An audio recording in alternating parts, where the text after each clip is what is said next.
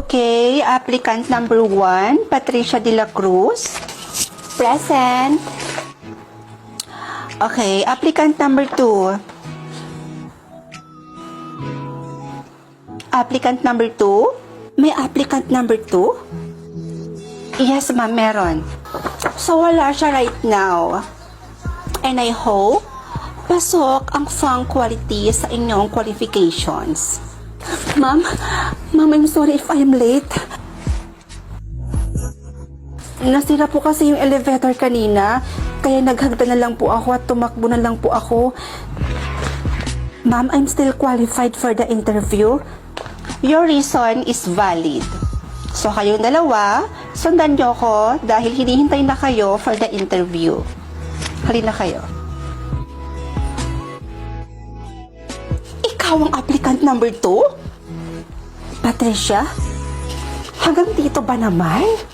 Nakikipagtalo ka pa rin sa akin, Fernandez? Patricia, hindi ako nakikipaglaban sa'yo. Elementary pa lang tayo, Fernandez. Nakikipag-unahan ka na sa akin. Rank 1, top 1, first honor, valedictorian, ano pa? Magkaiba ang school at sa actual job. At dito ka pa talaga mag-a-apply sa pinag-a-applyan ko? Sa bagay, nabalitaan kong gumraduate ka ng college ng... nga. Samantalang ako, graduated with flying colors. Cum laude. Hindi ka pa rin talaga nagbabago. Pag alam mong mauungasan ka ng tao, iba pa ba mo? Mauungasan? So you're trying to say na hindi ako matatanggap dito sa pinag-a-applyan natin? Mga madam, tara na ho. Inaantay na po kayo ni boss.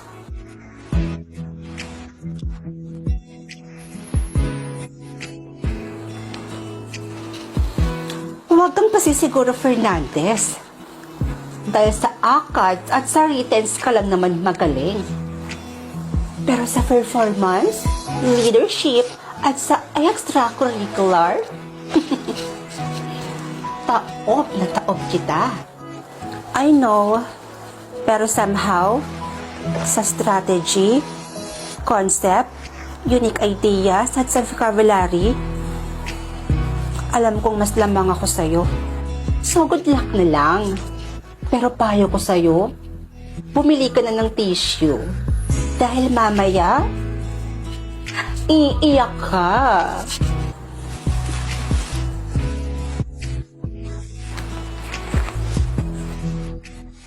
Okay, it's your turn, applicant number 1.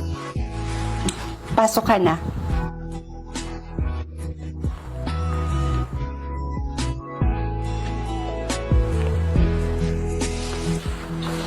Next, applicant number 2, hinihintay ka na. Finally, may resulta na sa interview ninyo. So, yung babanggitin ko ngayon kung sino yung natanggap bilang assistant manager. Kaya congrats sa'yo dahil ikaw ang napili bilang assistant manager. At walang iba kundi si...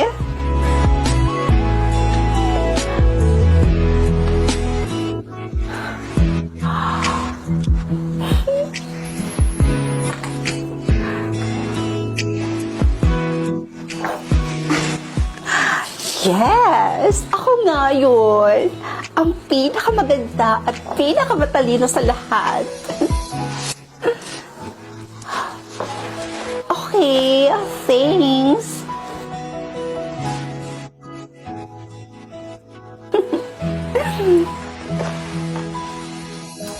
Hello, Madam Manager. I am Patricia de la Cruz, your newly hired for assistant.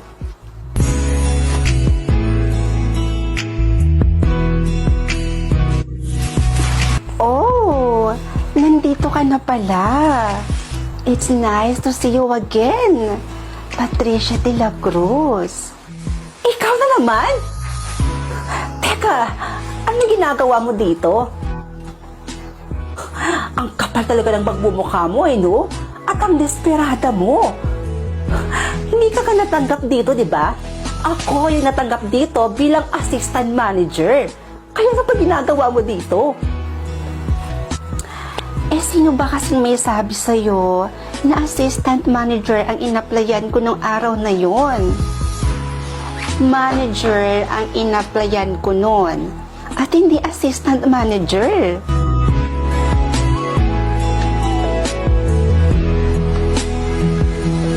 Okay, applicant number 1, Patricia de la Cruz. Present. Okay, applicant number 2.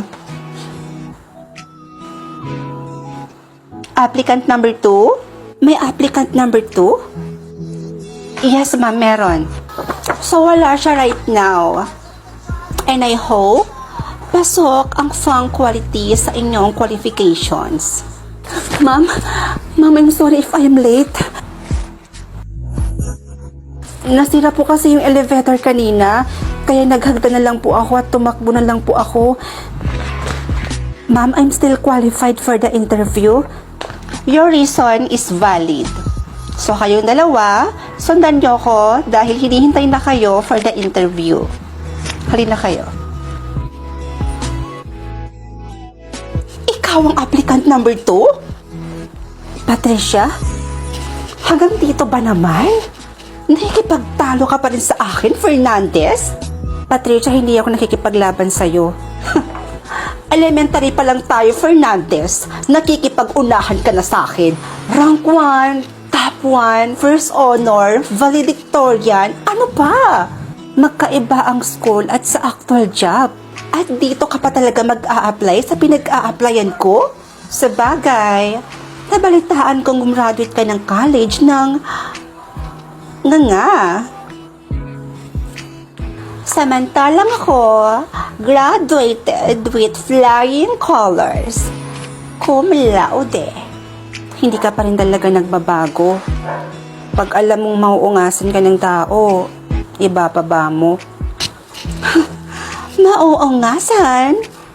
So you're trying to say na hindi ako matatanggap dito sa pinag-a-applyan natin? Mga madam, tara na ho. Inaantay na po kayo ni boss.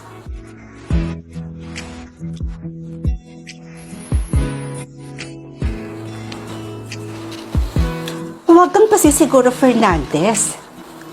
Dahil sa ACADS at sa writtens ka lang naman magaling. Pero sa performance, leadership, at sa extracurricular, taob na taob kita. I know, pero somehow, sa strategy, concept, unique ideas, at sa vocabulary, alam kong mas lamang ako sa'yo. So good luck na lang. Pero payo ko sa'yo, bumili ka na ng tissue. Dahil mamaya, iiyak ka.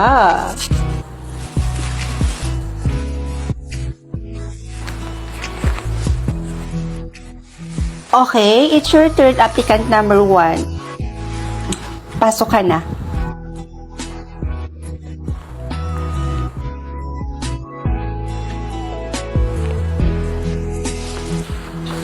Next, applicant number 2. Hinihintay ka na.